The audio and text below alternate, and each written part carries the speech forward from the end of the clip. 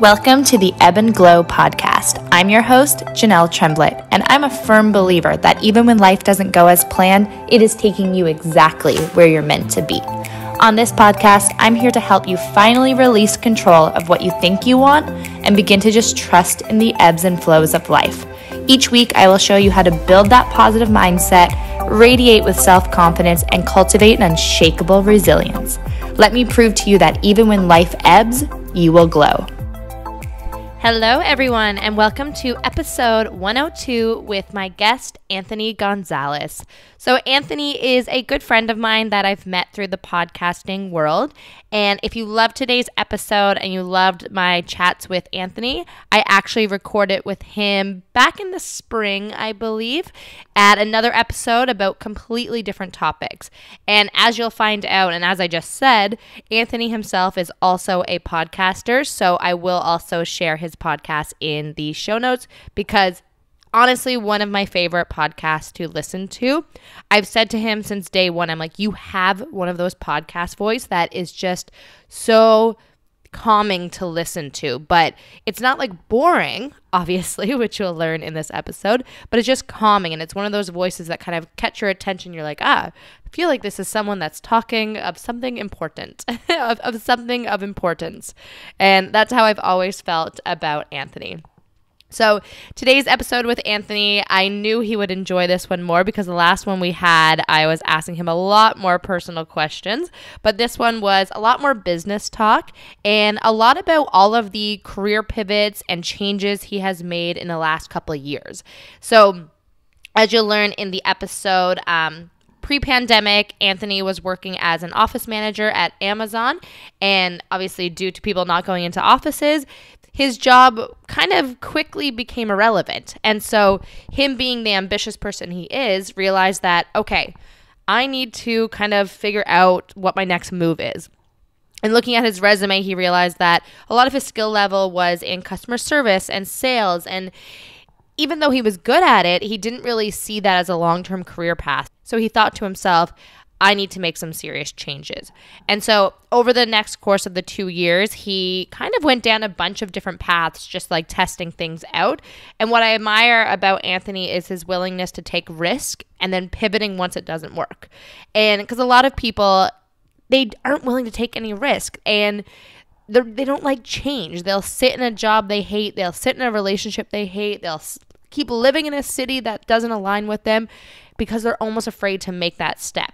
And yeah, that's one of the things I admire most about Anthony is he is not afraid to try things and pivot and change directions again once they're not working.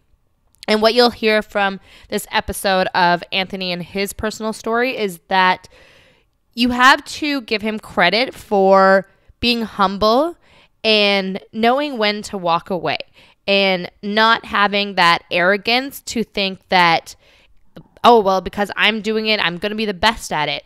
He looks at things a lot more logically in a way that he's willing to put his ego aside, put his pride aside, and walk away from something if it's not the right fit. So I'm excited for you to hear this episode.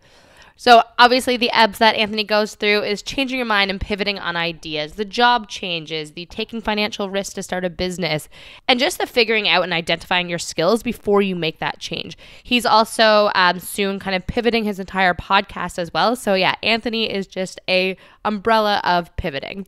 And then obviously, no matter what happens with your ebbs, you'll also have the glows. And some of the glows that Anthony has experienced in this story is honestly, one of the biggest ones for me learning about Anthony is he has a very supportive spouse. And I give credit to her a lot that he's allowed that space. I don't want to say allowed, but like, you know, when you're in a marriage, like he's given that space to figure things out and thrive and fail and thrive again. And I just feel like they have a beautiful marriage. So I think that's a big glow in his life. He's also had a lot of glows of building his podcast and meeting successful entrepreneurs and CEOs, finding joy out of a hobby, finding fantastic mentors, and eventually finally getting a really good direction of where he wants to take his career and where he wants to take the branding and the direction of the podcast. And it's such a good feeling once you try a bunch of things over and over and over again, finally landing on something that you're like, I see how this all makes sense right now. And I'm sure if you're listening today, you felt that way. If you've made changes in your career and have never really felt like anything was right for you, then all of a sudden you land on something, you're like, oh, I see why the rest of the things before didn't work out. And I think that's something to keep in the back of your mind as you're listening to this episode, because we all go through those situations. If it's not career, maybe it's relationships, where eventually you find the person that is such a good fit for you and you're like, thank God nothing else before worked out. So I'm sure you can find some resemblance in your own life. If you haven't already, make sure to rate, review, and subscribe to the podcast. If you're listening on Spotify, hit that follow button. And if you're listening on Apple, click the subscribe button. You know what app you're using. You know which button to click. I don't need to say this over and over again. But more importantly, if you're gaining value from this podcast, share it with a friend, because I know they will gain value as well. So without further ado, let's chat to Anthony and enjoy the episode. Gonzo, I like to call you Anthony, but welcome to the show. Thank you very much. And yes, it's kind of whatever you feel like. More, it's my guys, they call me Gonzo, and then, girls call me Anthony. So I just feel like you fit Anthony way better. Like you look like an Anthony to me. Thank you. I appreciate that. Did anyone ever call you Andy growing up? Never.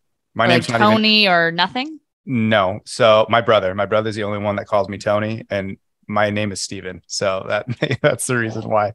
Wait, so my first name is Steven. And I kind of like Steven too. But you prefer Anthony? That was my dad's name. And so everyone's always called me Anthony from the beginning, because that was my middle name. And so that's kind of how it's been. Yeah. That's what I was going to ask. Is Anthony even like in the birth certificate at all? Or just people start just calling you that? No. Yeah. So that was, one of the hard things about going to school, because first day of class, Steven, and I was like, no, I'm Anthony. And then everyone would be like, well, this is so weird. And then after the first day, everyone forget. And so then they would be like, I didn't know your name was Steven. So it was it's silly. So especially sometimes you might forget to answer to it. Nah, I mean, I just kind of got used to it. But the one thing I would just say is, don't have your kid go by their middle name. That's the one thing, because it's just like, it's a lot when it comes to paperwork. So it's a little annoying. But so I just go with Gonzo. So it's a moniker, and it's easier to be with my branding, I guess. So. But your wife took your last name and everything. Your kids have your last name and everything. Yeah, for sure. Yeah, There's a lot of women that don't take the guy's last name anymore. Yeah. Well, I wouldn't. I kind of didn't care at the beginning anyways, but she was like, no, I hate my last name. She was like, I would love to yeah, you have a great last name. so she was itching to be able to get out of her maiden name. So it's gonna be a game time decision for me. If I marry someone that has an unreal last name and I feel like it just suits me, then I'll go for it. But I suspect that I will have a pretty established career with my name behind it by the time I'm ready to get married. So it might be tough to change the name. It might not be a smart business move, but if their last name is that great, I might. I mean, a lot of people hyphenate, and no, I'm not hyphenating. No, you're not going to do the hyphenation. No, thing? my name is long. Like I have a long last name already. It's like, I wouldn't want to make it any longer. No, but like our kids, they can take your last name. Like, I don't care. Mm-hmm. Yeah. I mean, for us, I don't know. We were just like super traditional too, like we were together since she was 19 and I was 20. So it was never like, like there was this commitment to being her last name. Like we didn't live together before we got married. And it was actually, I really liked it. Like we got married and everything changed. It wasn't like, that's what I asked my friends. Like when you live together and then you get married, like, how is it different? They're like, it's not, it's the same thing. It's just a piece of paper. And so it's just not as big of a deal when you kind of do that. Like we did things like the old fashioned way, I guess. And when we did get married, it was fun and exciting and totally different, because that was the first time that we lived together and that we, got to have sex together. And like that. Wait, you didn't have sex until you guys got married? So not often. Like we did a couple of times, right? Like, so how old were you when you got married? 25. And she was 24. That's young. Yeah. So it was something like that. But I guess, because you guys were living in your parents' house. Like you couldn't. Yeah. It was tough. Exactly. So marriage was a lot more a big deal. Yeah. And and the other thing too was my mom told her, because she goes, well, he's not going to buy the cow if he gets the milk for free. And then after that, like I stopped getting free milk. So that really like changed the game. And I was Oh, like, I hate dang. that sentence. So then after that, I was like, all right, well, that was definitely different. So I was, very excited to get married after that. So, But I see a lot of value in the not living together until there's some level of commitment. And this is going to sound like the least progressive thing I've ever said. But for me, it's like, I don't think I would want to live with someone unless I knew at least it was probably going to go towards an engagement. Like I wouldn't just live with someone that I never ever saw any future with. Like I'm not just living together to save on rent. And I live in the biggest, most expensive city in Canada. And there's a lot of people that move in very, very early just because it's a financially smart decision. No, I get it. And especially with like this time that we're living through, like money's worth nothing. You can't, people talk about like the good old days or like, why can't you just do it the way that we did? And it's like, it's almost not even possible anymore when you think about financially, like how much you make versus how much everything costs. It's insane right now. Money is just literally worth nothing. And, the cost have skyrocketed in the past 2 years alone. So it just makes more sense. I've talked to people that they're divorced and they just keep living together because they're like, well, we have a better situation being together in the same house and just paying the rent and just like being divorced. It's because it's just so strange. Yeah, right? It's crazy. It's so weird. I don't know how you backwards. do it, but what are you going to do? Like if you do break up, like financially, you're just going to go and like live in, poverty, I guess. You don't have anything nearly as nice as when you were just staying together. Yeah. Well, I mean, that's why alimony is a thing. That's literally what alimony is. It's allowing each of you to still have the same level of lifestyle as you did when you were married, or your kids to have the same level of lifestyle. Yeah. Well, you as a man don't necessarily get the same level if you're paying for not just yourself, but also, your wife and kids. Like that is financially, that's very expensive to be able to do that. So yeah, I mean, I get it for sure, but it just sucks. Like divorce in general, I just feel so bad for people that go through that, because not only does it split up the family and then you have, the incomes and then the fighting, but I'm just so glad that when I got married, that they've just been good for us. They've been, as a married couple, like it's been really great that I see her and I don't see, even if the worst were to happen and that we got divorced, like she's never given me any sort of like vibes that she would use the kids against me, and that's one of the things that I think is the most scary is when people use their kids as pawns to get back at the other one. And you see it all the time. And it is so heartbreaking. And the kids get the worst of it. Like they become the most screwed up because of that.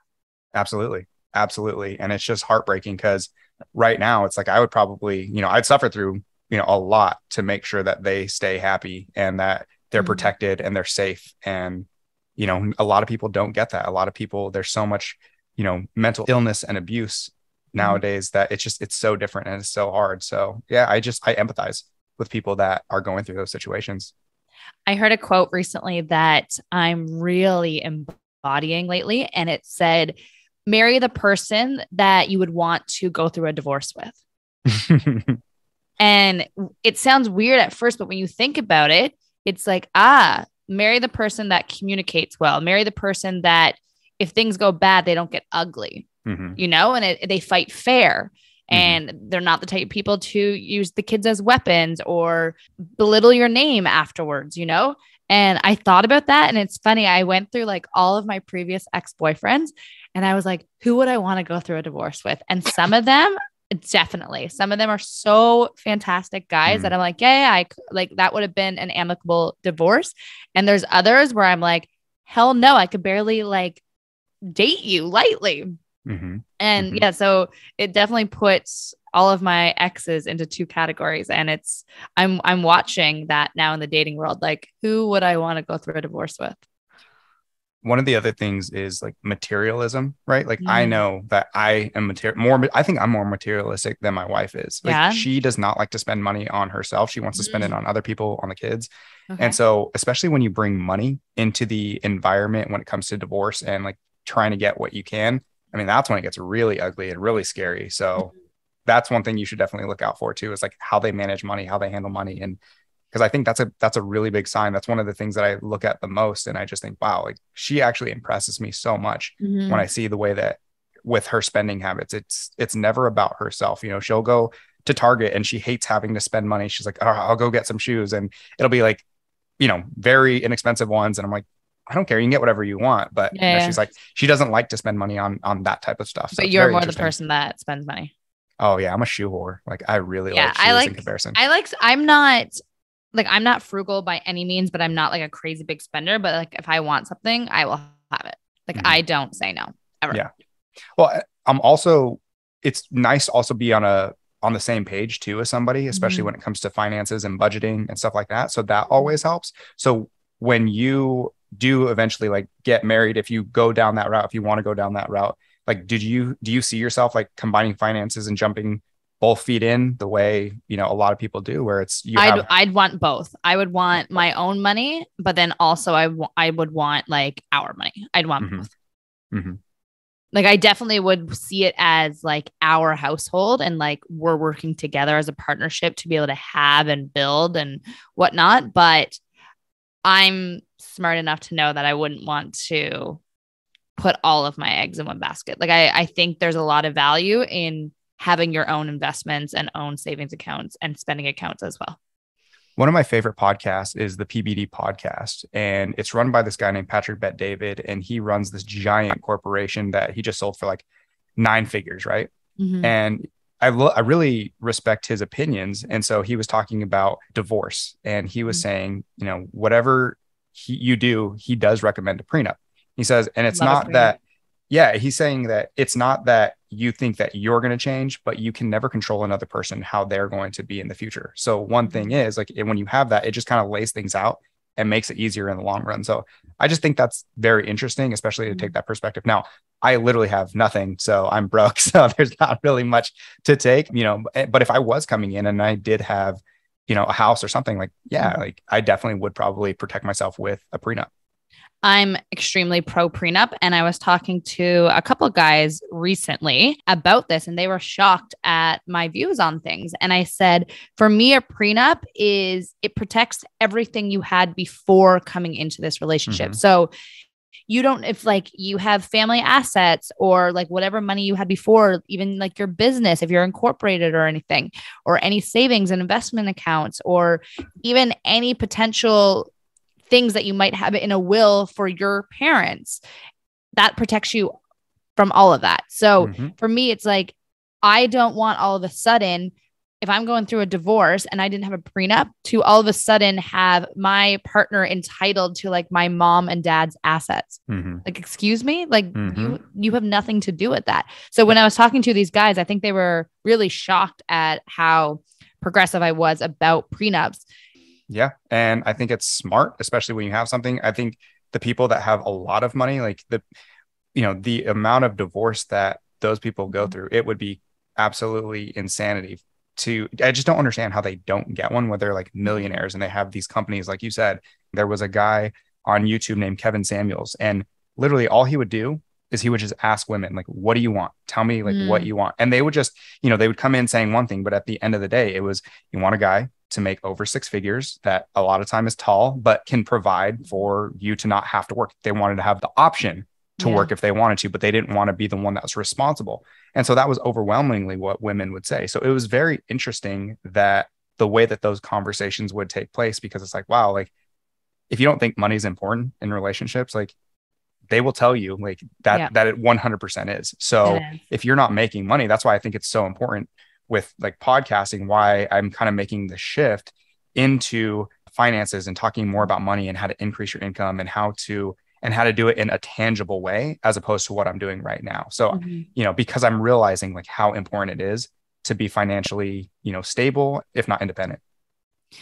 Yeah. To conclude that thought, I've been dating recently, and conversations around money have come up, just as like, what do you want in the future? Like what are you working so hard towards and whatnot? And I've been pretty vocal with them, because when they go on a date with me, it's like they're seeing someone who is a 100% commission-based sales real estate agent in Toronto, also runs a podcast. Like, I come across very independent and self-sufficient. And while I am those things, I like to remind them, like, I'm working so hard right now so that in a few years or 3 to 5 years, when I want to start having kids and like doing that part of my life, I can take a step back. Mm-hmm. So I want to do all the work now. And I try to make it clear, especially on the first few dates with someone, it's like, I'm not going to be, I could potentially bring a lot of money, but if you are becoming attracted to me of like this like CEO independent kind of attitude, that's really not who I am at my core. I am in a lot of ways, but like, that's not what I'm going to be probably 5 to 10 years from now. So it's like, you got to decide if like, that's what you want. If sure, but it might not be me in 5 to 10 years. But and it's like, they're shocked to hear that conversation. But do you ever feel like any of those guys actually want you for your money? Because I can't imagine that would be the case. But like, it always concerns me, because I know when guys are attracted to me initially, it's because of like, I feel like that ambitiousness, the independentness, the very vocal, opinionated type, but it's like, there's such a different side of me. So I always like to be clear with them, especially like now that I'm back in the dating world again, of like, there's so many other layers of me. Like, don't get too caught up in just this version of me. And especially because like I meet people through business a lot too. So like, they're only seeing me through that lens, you know? Mm-hmm. Yep. So, but we'll see. Well, Anyways. We'll see. Anyways. Okay. I want to start asking you about your career, because we've met probably a year and a half ago, maybe 2 years. I don't know. I literally don't even remember how it happened. I'm losing track of time. I have no idea. But even in the time that I've known you, and obviously I've listened to your solo podcast episodes, which are my favorite. I know you don't love doing them, but I want to encourage you to continue doing them because they are truly my favorite. They're so good. Anyways, from what I've gathered from you, like you've had so much change career-wise. And like, I feel like pivot is like one of the biggest words to describe you. And like, you've taken so many risks over the last couple of years. It's crazy. So I want to paint the picture for people. A couple of years ago, pre-pandemic, pre-2020, you were working as an office manager, correct? Mm-hmm. And then obviously as the pandemic happened and a lot of people weren't working in office anymore, you kind of looked at that scenario and was like, oh, the job that I have right now is actually not needed. Mm-hmm. So what the hell do I do? So what was your thought process then? So like, at that you just start looking at your skill level and say like, how does this correlate to maybe a different role? Yeah, 100%. Like when the pandemic hit, I was excited because, well, I wasn't excited. I was happy that I was part of Amazon because as a giant corporation, I felt like there was some safety and security being there. Now, again, I didn't think long-term. I did not think it was going to last to where everyone was going to work from home and it was going to change the entire world. No one could have predicted that, but I did not see that on the horizon.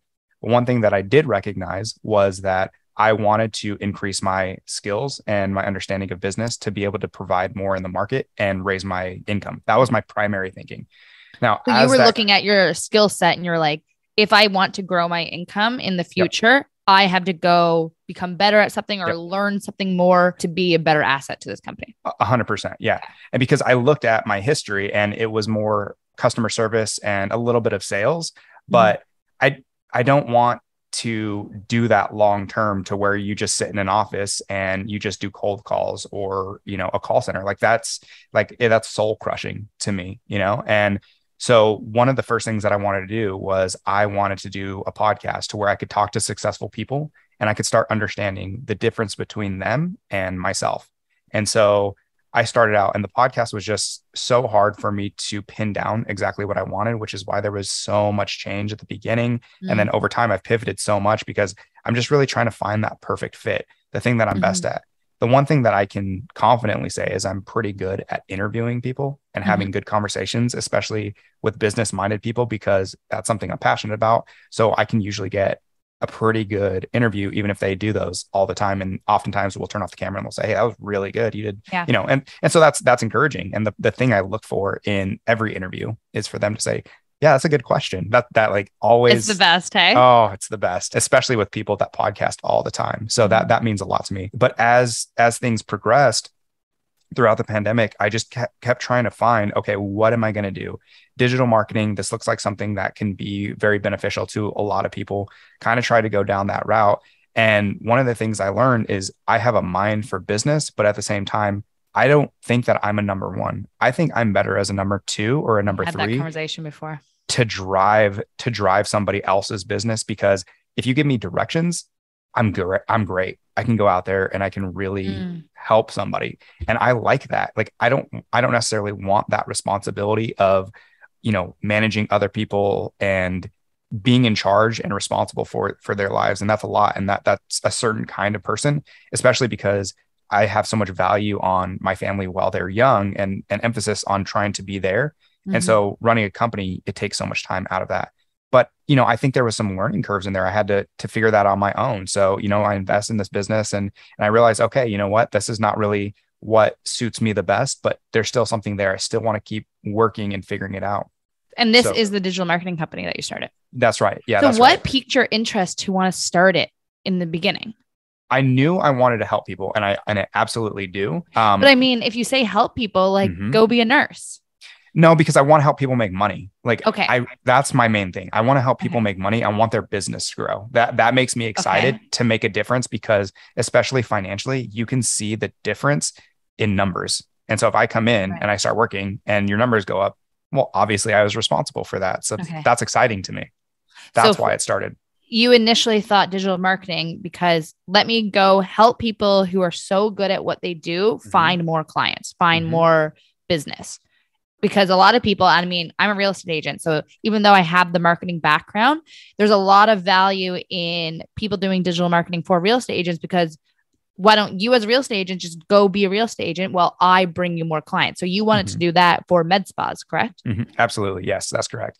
And so one of the things that was giving me an issue was that my wife just kept saying like, hey, this is great. Go ahead and go for it. But one thing that, you're not going to have is insurance. So like maybe you should look at, what you can do during your day job at Amazon and try and really also focus on that. So that way we can have stability with that while you chase your dream doing like podcasting and digital marketing. And so I just kept looking within Amazon. And one thing that came up was AWS, and AWS is cloud computing. Yeah. And so like, I kind of was like interested in that, but the more I learned about it, I was like, man, this is so important. And I continued to like invest in that. And I realized how much time I was spending learning about cloud computing and how exciting it was, because with cloud computing, you get the opportunity to work with giant corporations and businesses to help their businesses run better. And these are multi-million-dollar, billion-dollar deals that you get to help facilitate. And so like, that was like, wow, this is something special. And so I started to invest all my time, and like, I wasn't paying any attention to the med spa stuff and the marketing. Right. And I felt bad, but at the same time, I was like, this is kind of a guarantee versus like the business side of it. When you run a company, like that's up in the air. What is the market going to do? What's COVID going to look like after this? So I kind of leaned towards the safer route, but the more I learned about it, the more excited I got about it. And I realized like how obsessed I was when it came to studying and trying to learn about it. And it was weird because I normally give up on things within about 6 months, to be honest with you. And so that's longer than most people.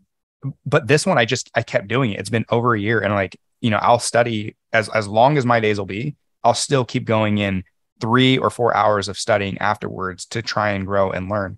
And so then when I found out like, okay, this is a career that not only can make like 6 figures, like you can make really good guys can make $300,000 to $500,000 a year, like working for banks and all sorts of stuff. And a lot of it is just dealing with executives. And so I was like, I love dealing with executives. I talk to them every week. So like, it kind of just, I realized what a perfect fit that would be for me. I found a mentor who's been doing this for 25 years. I joined his program, and I just realized like how much my knowledge had just gone up. And I was like, this is the way that I'm going to go. But then maybe I just keep doing the podcasting stuff on the side and try and help people that way. So that's really where the pivot came. And right now, I had to go through some job changes, kind of boring, but kind of set me up on this weird path to where by the new year, I'm hoping to be hired into whether it be Microsoft or, Bank of America, not Bank of America, Chase. Like they hire a lot of people that do this, and they go out and they work with executives and they build solutions and they sell these solutions. So essentially you're still doing sales, but I get to work with CEOs, and that's kind of my calling, At what point when you were running the digital marketing company, trying to get leads for med spas, at what point did you realize like, I'm not excited to do this anymore? It's more a chore. Once I get people on the phone, I like talking to them. I like having conversations, but like the part where you have to go out and get those clients yourselves when you're starting out the business and trying to build the credibility I don't like, I run a branding podcast, but I don't like doing digital marketing. I don't like posting. Because I don't want to be like known. I just want to work, I don't like, you don't want to be the face of a brand. Oh God, no. Like, I don't like that. I don't want that it's not necessarily like pressure, but you make one mistake and people are calling for your head for something so stupid, so basic that, 10 years ago, people wouldn't have even thought twice about. Like, I don't care about that. I just want to work and do a good job and then like go away. Like, and build great relationships. Not a business owner. No, it's not. It's not. So like a true founder, a true CEO, like all they do is eat, sleep, and breathe that company. That's all they're thinking about. 100%. And so, that's okay. There's I feel like we're in a society these days where everyone feels like they need to be a CEO or running their own business or monetizing a side hustle. And it's just like, you don't have to do that. Like, not everyone is meant to run their own business, and it's not for everyone.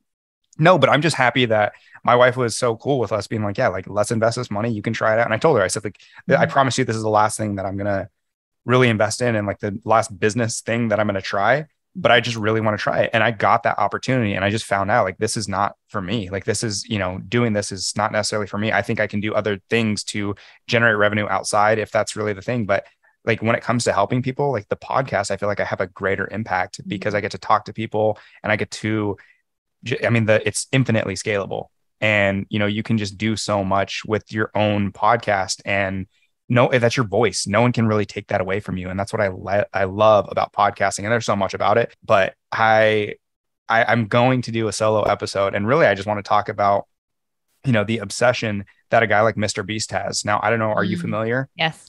Okay. So he did an interview this week with Andrew Schultz on the Flagrant podcast. Okay. And it was like a 3.5 hour, almost 4 hour podcast. And I listened to the whole thing, but I just took so many different points away from it when it comes to YouTube, when it comes to just running a business and watching him and the passion. Like, he was doing something at like 14 years old where he was like, I am going to be successful at this no matter what. Like, he even wrote out and like video recorded himself for future that he was going to be like, I have this many subscribers at this time, this many subscribers at this time. And like the pure obsession, he's like, I would die.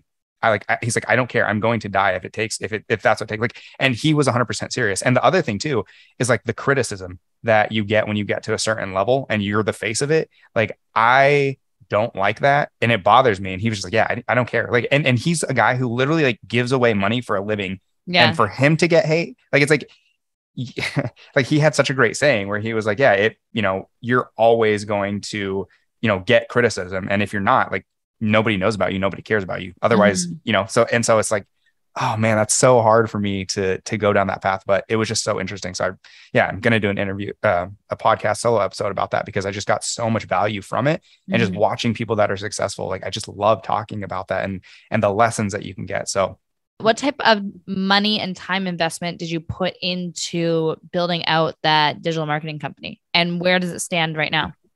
I did about probably $14,000. So yeah, it was a lot, but that's not a small amount, especially with like 2 small kids. Exactly. And so that was one of the things where, we, with the skyrocketing rate for the home value, like, we refinanced to pay off debt. And I was like, hey, can I, like, are you cool with us taking out part of this to do this? And that's why I was saying, like, she's so awesome to be like, yeah, like, go chase your dream. And, when it didn't work out, I was like, okay, well, like, I'm going to figure out a way where I can make a great income and I can still like support us, but, I'm not taking the risk. So that's why when I talked about like the safety of going into like the cloud computing role, that's why I was like, okay, well, this, if it makes good money and we don't have to worry about that, and I can still do my podcast and stuff like that. But yeah, $14,000 was not, it was pretty significant. No, definitely not. And then, when did you realize like this is not working? Because you didn't like trying to find med spa clients to take a chance on you, correct? Right. Like, I think, because like I would reach out via Instagram and be like, hey, like, I think we could do a really good job together. And, if you're interested, let me know and I'll call you and we'll set up a thing. And the first couple of calls that I did, like, they were definitely horrible. I recorded myself and I was like, yeah, man, this is rough.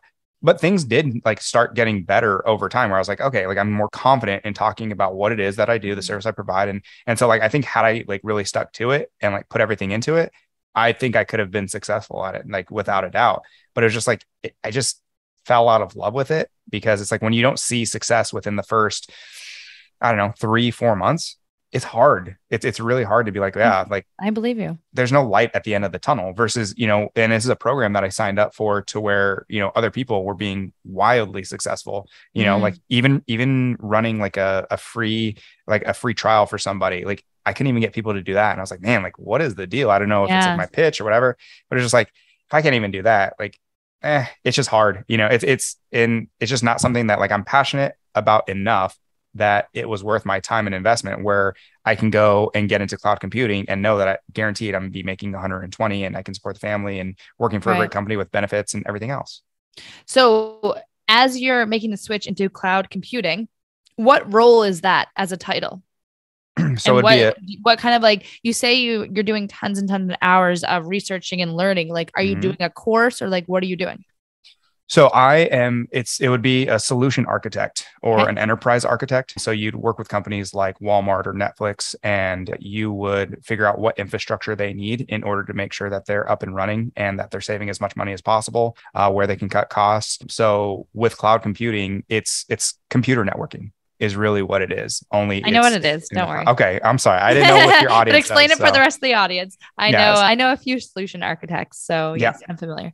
So it would be a solution architect is probably where I would start. And I would say that the reason why there is so much to learn is because the course that I'm in, it's a 500-hour course where my mentor, he's been doing the course with recordings for well over 2 years at this point. So what I'm doing is catching up on the live sessions that he had done at the time and watching, because you get the opportunity to learn a new technology within cloud computing, and then the questions that were asked. So those were 2-3 hour calls, and 3 times a week times all of that. Like I'm trying to catch up on all of that. So that's why I'm saying it's so much to learn from the technology standpoint, but also one of the major focuses, which I kind of have been able to skip through, is the person-to-person communication skills. You got that down pat. So that's a lot harder for so many people, because they'll come from a tech background where, having a one-on-one conversation with somebody, that's the hard part, where I'm like, no, I love that.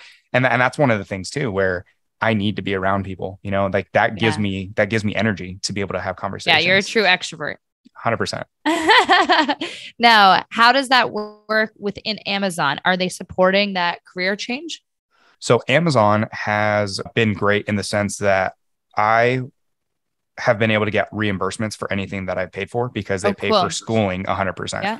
So even though this is an outside class, like they're paying for all of it, which has been great. But when it comes to working at Amazon long term, I don't believe that will be the case. And the reason why is because since I'm already an internal person, like, I don't know why they do this, but there's like these pay bands where if you transfer, you need to make sure that you're at a specific level, and then you can transfer over and up. So like the lateral moves, it'd be better if I were to actually be outside the company and then get hired into it. It makes no sense to me. And then also, having been there for 5 years, moving from facilities, like I was going to lose my job, because when that role went away, I needed to be moved into something else, but they wouldn't just move me in. I like had to apply and get, just for even like a basic phone role, which I was like, dude, I've been fantastic at my job. I have, incredibly high marks, and like the urgency, I needed to get a job. And it took me like 6 months for them to even give me an interview. I was like, you already worked there. And I already worked there. There's a lot of red tape. No, they just like would not give me an interview. And anything that I applied for, I think 8 positions, and resume looked great, but like the hiring manager literally wouldn't even give me an interview, and I could not figure out why. And my manager had to go to like an operations manager to be like, hey, no one is like even reaching out to him. Like, what is going on? And so it's really bad with our internal processes. Yes. Yeah. So at the last second, I finally was able to get an interview, which I absolutely crushed. And then I got moved over to it. So that, I think, left the biggest bad taste in my mouth, because it was like, I'm a great employee, and like the lack of desire to actually like work with me to get me to where I want to go, that did sting, So I was like, no, I think. And is that well known within Amazon that they're not big on career succession for their employees? I don't know. I mean, you can only speak for your experience. I can only speak from my own experience. So that alone left a really bad taste in my mouth. Now, that being said, I do have a really good opportunity with my baby being born. They offer paternity leave for men, fully paid for 6 weeks. So I'm super excited by that. And then with all the time that I have saved up, I will have actually 2 months off for the end of the year to be able to spend with my family. So that's been really huge. And for me to be able to use that time to kind of like increase my skills and get ready for anything external and you know, hiring, I'm super excited by that. So so it's been good. But those are just some of the negative experiences that I had and the reason why I'd hope to be able to move elsewhere. And it sounds like your wife has been supportive throughout everything. Like you're investing, you're refinancing the house and taking out $14,000 to invest in an idea that it sounds like lasted 6 months and you changed again. And now she is open to you kind of learning and changing career paths again. Yeah. I mean, I guess this is one of the many reasons you married her, but has it always been that easy and that high support, or has there been some tougher conversations? No, I think so. I've still been employed for 2 companies for about 10 years total. Right. So I think that plays a big role in it. Like I worked at GoDaddy for 5 years, and then I worked at Amazon for 5 years. So like, even though I've done things in between, I haven't spent a ton of money outside of the 14 grand to do this. So like, you know, I've spent, you know, a couple $100 here on the website of the podcast, but because I worked at GoDaddy, I had some things that, you know, I found ways to save money, or I'd sell stuff and I'd kind of be able to finance stuff for all of my kind of hobbies. Asking to like, let's make another investment or take another risk. Yeah. So like, she's seen me try to do like entrepreneurial things, but I think this one was the last one where she was like, listen, like I 100% support you, but this is it. Like, you really have to be successful. Like, you can't just talk about it. Like, you really have to give it everything. And, you know, when I kind of saw like I'm really killing it and pushing, and I'm still not getting any success, like it was just so hard for me that I was like, you know what? I think sometimes some people are made to be entrepreneurs and some people are not. And I'm okay with that. You know, at least I got to shoot my shot. And at the end of the day, I can be like, look, I tried, and like, that's not my path. So I can find something where I can still add a ton of value and make a great income. But, you know, maybe entrepreneurship is not for me. So as long as I got to figure that out, like, I don't have any regrets about it.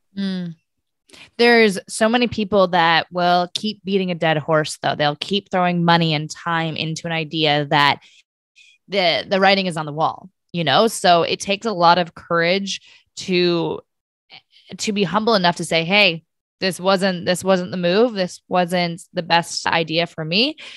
So yeah, like, I don't know. I applaud you for being able to know when to walk away and just cut your losses. Yeah, I appreciate that. And I think a lot of that was her. You know, she said, like, we kind of made a deal. Like, hey, listen, I support you, but like, you really have to do this. And if it doesn't work out, like, she can't, you know, she's like, you can't say I didn't support you, that we haven't tried. And so like, it's 100%. And like, I can stick to that. And then I told her, like, the one thing with podcasting is like, though it is something that I put money into, and that's my hobby though. You know, that's the thing. Exactly. It's no different than being on a hockey team or. Exactly. Yeah. Like, that brings me joy, and it gives me like the ability to be fulfilled in a lot of different ways that I wouldn't otherwise. So that's the one thing where, like, you know, she never really like complains or ever feels like, hey, you're taking too much time away, because I've figured out how to balance that to where I can now spend, you know, plenty of time with them, my family, but also I have a release. And so that's podcasting has just been just such an amazing experience. And I know that is the same way that you feel as well. So yeah. And it's absolutely a hobby, and it's no different if I was, signing up for a pottery class or in a sports league. Like, yeah, it's like I spend a lot of money, like not a lot, but a couple $100 a month just in like subscriptions and whatnot. Right. And obviously the time investment, but it's like, I just love it. It's like you're building and creating, you're creating something, you're getting better at something. Yeah. Like the same joy that you get out of it. And I get excited about it every single week. So, well, and the connections that you make, I think, like, those transcend so many things. Like, when someone looks at, you know, let's say when I'm applying for cloud jobs and I try to be a solution architect, well, I have a giant database of people being able to listen to me and hear how I communicate. And so it's so easy to now point to, hey, look, I've been communicating with vice presidents and CEOs for 2 years now, every single week. Like, that is such a great way to leverage that, plus all the connections. Like, I'll text some of my people that I've interviewed in the past. I mean, you and I just have a great friendship, and it's because of podcasting. Like, it gives so much value, even though, you know, I don't get the numbers that I want to get when it comes to my downloads yet. Like, there's so much more value. Exactly. Like once I do, I think the 6-figure pivot, I think it will definitely grow. I think the audience is going to be a better fit. But I mean, there's just, I recommend so many people do podcasting, even if it's solo, but just the benefits that you get from being able to talk and have conversations and work out ideas.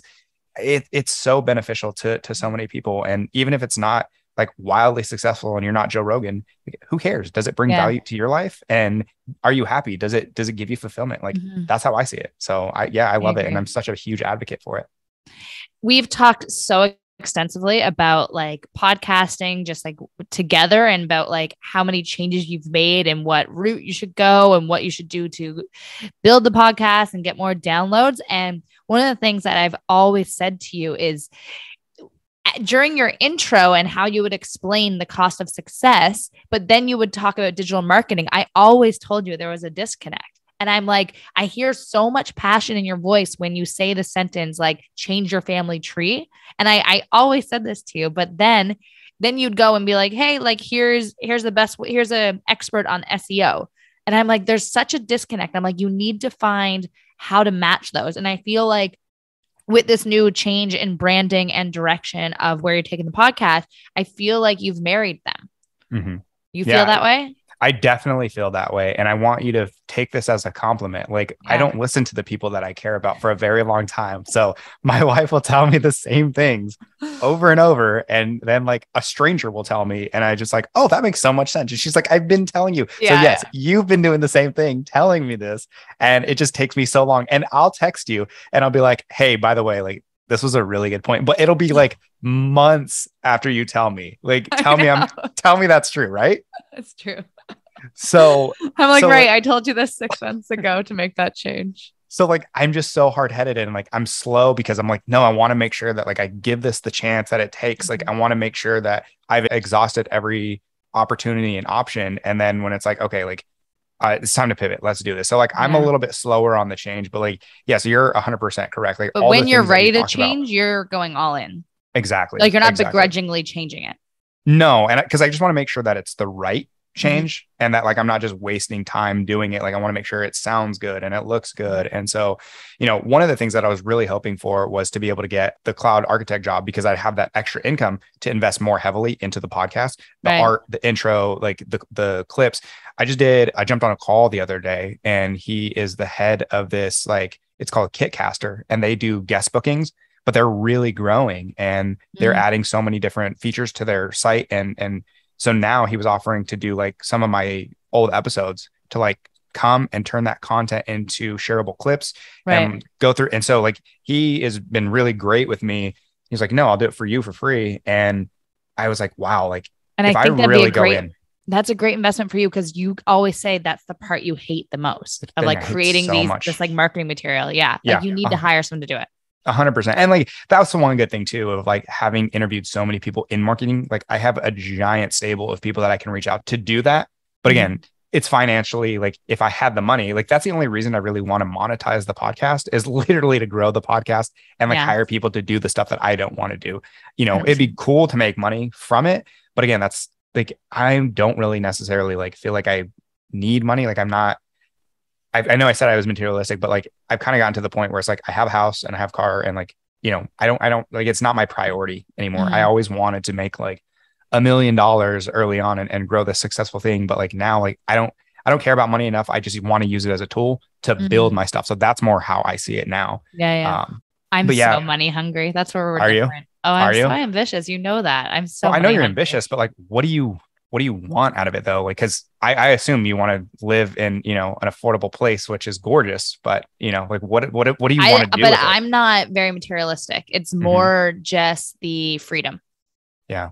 The more money you have, the more freedom you have and the more that you get to make the choice. Yeah. And you can say no to a lot of things. I agree. Being able to say no to so much, like that's one of the biggest things that I talk about with my guest. And like, sometimes we talk about it on the show, but a lot of times we'll do it after and be like, what is the cost of success? And overwhelmingly people are like, no, I get my time. I get to be able to say no to things. And, they're like, I worked so hard at the beginning to make all this money. And now I can say no to the things I don't want to do. And so good. Yeah. And especially like, even like when people take angel investment, they're like, man, it sucks. I regret taking the angel investment because now I'm forced to work a job in a way to where I have to hit these numbers and I have to show them. And they're like, it wasn't worth it. It was not worth it. And it's crazy that, even though they're getting millions of dollars, the fact that they're tied down, it's like, no, I don't want this. And it's and so you have a weird. boss again. Like you're Exactly. you're not an entrepreneur anymore. You're answering to a bunch of stakeholders.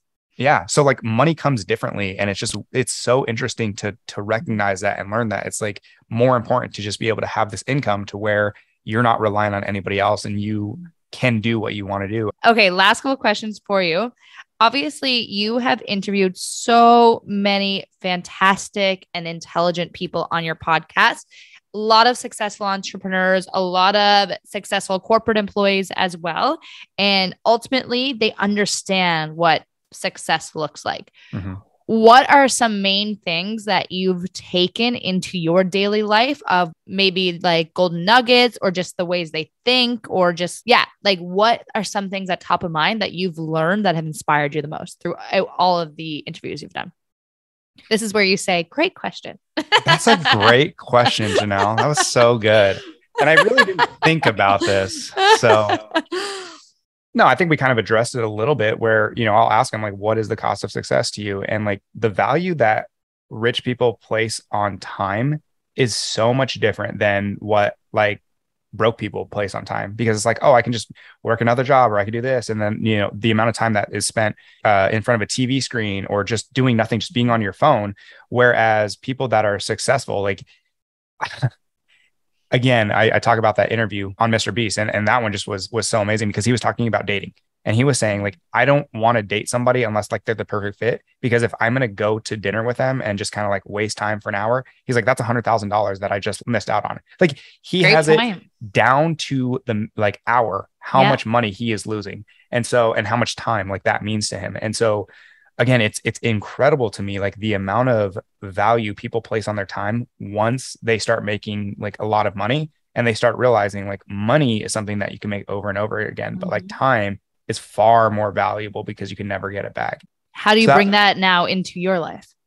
So, especially with kids, I'm sure, like new kids. Yeah. I mean, for me with kids, the biggest thing is like scheduling, because I know that I can't do everything at one time. And so like, I have to make sure that, okay, this day and this time is placed for this activity and I need to get it done.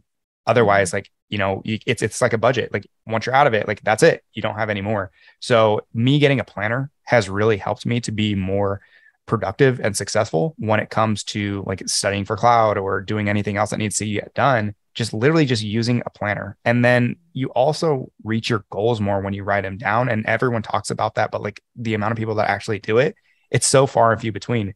But again, the people that are doing the interviews, like if you're not starting when you told them that you're going to start, like, oh shit, that's going to be a problem. Like you said that was going to happen at that time. So that's another thing. And then the amount of money that you can make in such a short amount of time, it's incredible. Like people that start these businesses or, like even copywriting, right? Like they'll get into copywriting. And I just did an interview in 11 years. He's done $1 billion worth of copywriting. It's crazy. One skill, but they jump into what they're good at and then they double down on it. And I think the biggest thing that I thought about was I thought that people that were uber successful just knew everything. I just thought like, oh my God, they got it figured out. Really? You thought that? Like it just seems like if you're going to be this successful, like you really have to be fantastic. They're good at 1 to 2 things and they hire the rest. Yeah, exactly. Yeah. Exactly. And like, but it's just like something I didn't understand. It's like, no, just hire somebody that's going to be good, because even if they're like better than you by just a little bit, by a few percentage points, it'll gain that time back to put into your zone of genius. But and like the amount of time that they take and put into whatever it is that they're doing, they can still 20 times whatever you're doing on that one thing. And you just can't do enough. So like, yeah, when you start getting money, what you start spending the money on is buying your time back. And that's one of the biggest things that I've realized from the interviews is like, they just want to buy more time so they can use it for other things. And then by buying their time back, they will eventually use that to make even more money. And it's almost like it compounds, but like, you just have to understand that mindset. And the other big one that I think probably was the biggest takeaway, and it helped me understand the difference between the people that I used to associate with and the people that like I want to associate with going forward, is the mindset in the sense that the amount of people that are successful, they have a belief where over 90% of the decisions that they make are responsible for their success. The people that I used to hang out with, they would talk about like 90% of the stuff that happens to them is like external and you only have 10% control. And it was like mind boggling to me to then think. tell me what their net worth is. Yeah, exactly. It's negative. It's negative. And so when I started to realize that, and the amount of time where they would spend talking about stuff that didn't matter, that they couldn't fix, that they couldn't change, it was so depressing. And it was like, why are we talking about this same subject? And like, once I removed them from my life, I felt better. Like internally, I felt like I could breathe a lot better. And it's amazing when you cut like that toxicity out and you align with people that are in the places that you want to be. It's different, and it's just a totally different level. And I love it. And yeah, you just feel better throughout the day. Everything just gets better. So that would be the biggest takeaway probably. Mm-hmm. So then how does that all line up? Like, why all of a sudden do you want to change the whole branding and direction? Because you want to rename your whole podcast to the 6-Figure Pivot. So what is the vision behind that? So with the 6-Figure Pivot, one of the biggest things to me is when you can make more money, you have, like you said, a lot more freedom. Mm-hmm. So money to me, again, not everyone is designed to be an entrepreneur the same way I wasn't. But what I want to do is continue to interview. On one day, it'll be an entrepreneur, somebody who has a product that if you are entrepreneurial minded, you can take that route and you can see what products are out there, what I can do, what I can sell. And then I really wanted to focus too on like blue collar workers. And, my friend, he runs a multi-million-dollar company doing landscaping, and he's so happy because he has single? 6 kids. Kids, and he's got one of the most beautiful houses. Like, it's gorgeous. He just loves what he does, and it's all from landscaping. And I just never knew that you can make that much money. I'm interviewing like a personal trainer and how she makes 6 figures, but it's like, it's still things that people want to do. They've always wanted to get into, but why are they different when they're starting to make 6 figures? So I really wanted to tackle that aspect. Mm-hmm. And then I also wanted to interview people who are more interested in 9 to 5. So I'm going to be talking to hiring managers about like jobs that are available and how to make 6 figures in those jobs. So that way there's openings that you can get into. And then, there's a path for me to make 6 figures. So, and I really just wanted, it kind of melds everything together where I have the ability to talk business, but I'm also delivering the value of finding people jobs and helping them change their family tree by getting over that 6-figure mark. Because even though 6 figures isn't what it was 30, 40 years ago, it's still like, I think if you can get that 6-figure lifestyle, you can definitely live like a good middle-class life. And so if I can deliver that value, like, I feel like I'm making a difference to so many different people. And I think that's something that a lot of people can relate to. You can hear the different passion in your voice. Like, that's extremely clear, and yeah, like I remember listening to some of your solo episodes when you were talking about doing your digital marketing company. It's like you were excited, but I think you were always excited more so to learn. Mm-hmm. And so what I like about this new direction, even though the learning is all the same, I feel like you're getting a lot more value out of learning from people, but also delivering value. Because like you said, you're showing so many different walks of life to be able to get to that same monetary goal. Mm-hmm. And because like I said, a lot of podcasting and a lot of the internet and the influencer world is all about monetize your side hustle and become an entrepreneur and be a digital nomad. And not everyone wants to do that, but some people want to clock out at 5 o'clock, but still make enough money to be able to have a great family and live a really great life. So I think your podcast vision is definitely, I think you're going to be surprised by the success that you have. I appreciate it. I really do hope so. And I, would hope that they would tune in. I'm going to be changing the name from Cost of Success to 6-Figure Pivot. Mm-hmm. So, I think I finally found something that's going to align with exactly what I'm talking about, because that's one of the things you're like, cost of success, digital marketing, how does that go together? Now, when you see 6-Figure Pivot, you're like, okay, I know what this is, like right off the bat. So did you buy the domain that I told you to do? 100% did. Did you actually do that day that we talked about it? You and I were talking, and I was buying it as we were talking. Oh yeah. You were like, yeah, I remember you were voice noting me saying like, okay. Wow. It's available. Wait, what? So are you going to set up a website and everything? Yes, I'm going to. So the one thing is I wanted to start in November, and I've got some episodes that I've already shot for it. But when it comes to like all of the prettiness of like the website design and all of the marketing stuff, my baby's going to be born almost exactly at that time. So I'm like, oh man, but then you're going to have paternity leave.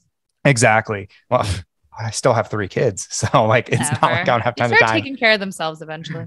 I know the guys do it now. So like my twins do it now. They're a lot better potty training right now. So that's tough. Cute. But once they get through, yeah. So, but once I get that new job, like I think you're going to see like 6-figure pivot.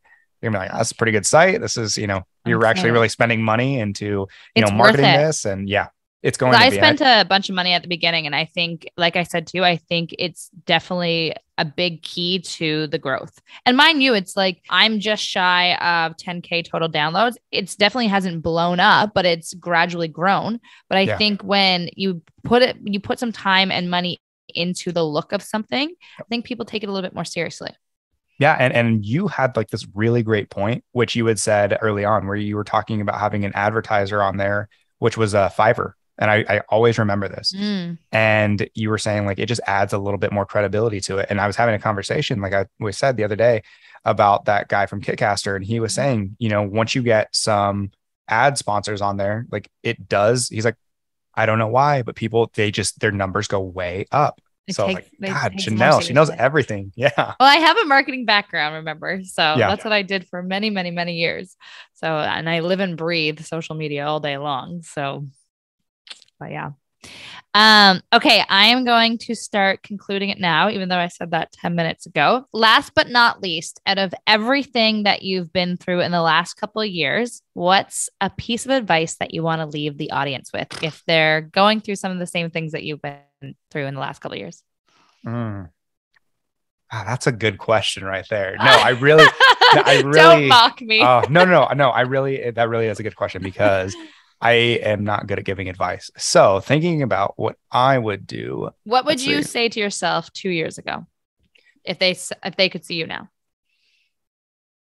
I think the best thing is to look at 5 years from now and just think, if I'm doing the same thing, is that where I want to be? Like literally just doing that alone, you get to figure out, okay, this is not what I want to do. This is not who I want to be.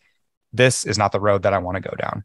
Once I started looking at that and saying, okay, if I continue where I'm at in the skill set that I have, I am going to be in a call center for the rest of my life. That was the biggest thing that I knew needed to change. Once I figured that out, started getting into cloud computing. I started trying things. I started doing the podcast, and it's been 2 years and I'm not where I want to be, but I am so much closer to where at the end of the year, I may be a solutions architect. So I definitely would say that's the biggest thing. Look at yourself 5 years down the road. Is that what you want to be doing if you're doing the exact same thing that you are today? If not, you need to change some things and you need to figure it out. So true. Anthony, some of my favorite things about you is your willingness to take risk. And I've seen it every couple of months and in the time I've known you, but I love it because so many people, they are unhappy in what their current situation is, but they never have the courage to make a change. And I see that so much in people, but I find the moment that you feel stuck or you're unhappy, you just get up and do something about it. And I feel like that's a very admirable quality that I don't see often in a lot of people. So yeah, I just want to applaud you for always willing to make changes, because ultimately you want success at the end of the day. And a big cost of that is the willingness to change and pivot. So yeah, congrats on all the change. And before I let you go, please plug everywhere people can connect with you. So make sure to go to the podcast, the Cost of Success podcast. That is on all platforms. That's the number one thing you can do. It will be changed going forward to the 6-figure pivot. That's going to happen around November timeframe, but that's like my biggest thing. And then LinkedIn. I love connecting on LinkedIn, especially for business stuff. So hit me up there, Anthony Gonzales, and I'm happy to reach out and do anything I can to help. And if you're listening today and you are in that income level of that 6 figures or higher, and you want to talk about how you grew that career and how you got there, Anthony would love to have you on the podcast. You're so good at podcasting, I swear. That's exactly right. Thank you so much, Anthony. Did you know that I'm not only a podcast host, but in my full-time career, I am a Toronto-based real estate agent. In 2021, I closed 100 deals. Yes, you heard that correctly, 100. So if you or someone you know is a busy professional looking to get into the Toronto real estate market and looking to work with a realtor who values your time, make sure to reach out to me and let's get connected. And in the meantime, we'll see you here back next week.